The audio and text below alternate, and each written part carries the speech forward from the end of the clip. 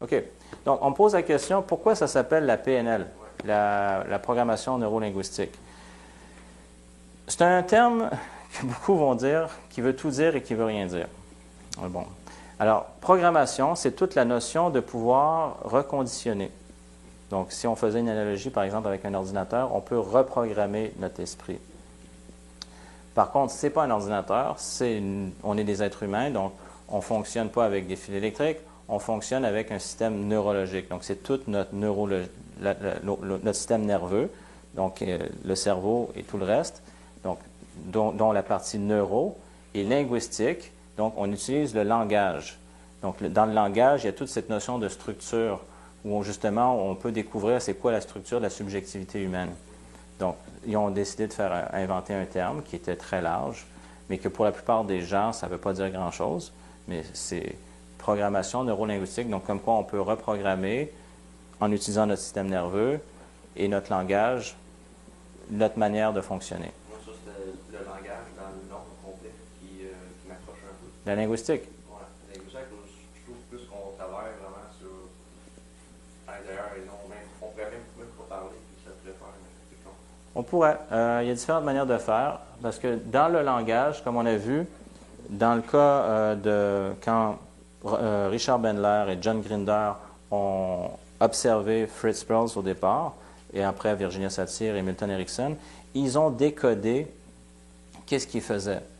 Et en grande partie, c'était la manière dont ils structuraient leurs phrases. C'est ce qu'on va voir plus tard. Mais également, tu as raison, il y a également la partie non verbale, parce que c'était aussi pas juste les mots, mais c'était l'intonation dans les mots. C'était également le langage corporel, donc non verbal. Tout ça, ça a un effet. Mais en grande partie, la partie de la linguistique, c'était de retrouver une structure. Donc, elle a quand même une très grande importance, mais on peut effectivement faire certaines choses sans utiliser le langage. Et on utilisera un autre langage qui n'est pas un langage digital avec des mots, on utilise le terme digital, mais qui est un langage non verbal, donc un langage corporel. C'est un terme qu'ils ont pris pour englober effectivement de manière générale pour ce qu'ils font. Ça, mettons, premier nom, tu entends ça. Des fois, tu peux penser à d'autres choses, mais quand tu ne sais pas encore c'est quoi. Mm-hmm. C'est ça, ça peut indiquer comme un chemin autre que qu'est-ce que c'est vraiment. Ouais. Comme une pensée, comme là, c'est pas ça. Toujours tout de suite le négatif arrive, mais, ou un jugement comme quelconque sans savoir c'est quoi. Quel jugement, je suis curieux de savoir. Non, mais mettons que tu dis neurolinguistique, puis ça, c'est quoi ça, puis tu vas penser, c'est comme. Ça ressemble à un département de psychiatrie. OK, ça ressemble à un département de psychiatrie. Oui, ça c'est bon que tu le mentionnes.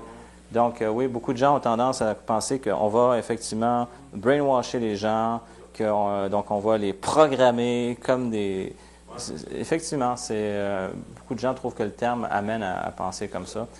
C'est pas du tout le cas.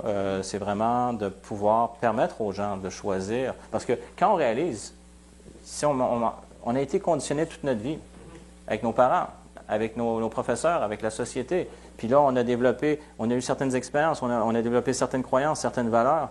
Et dans tout ça, il y en a qui sont bonnes, mais il y en a qu'on réalise qu'on n'aurait peut-être pas besoin. Parce que donc, finalement, ça a été un peu un produit aléatoire.